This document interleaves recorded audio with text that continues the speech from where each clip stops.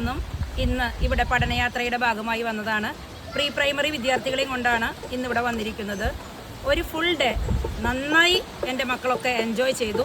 കുട്ടികൾക്ക് പറ്റുന്ന നല്ല സേഫായ രീതിയിലുള്ള ധാരാളം കളി ഉപകരണങ്ങൾ ഇവിടെ തയ്യാറാക്കിയിട്ടുണ്ട്. നല്ല സേഫായി എല്ലാ റൈഡുകളും എൻജോയ് ചെയ്യാൻ പറ്റി.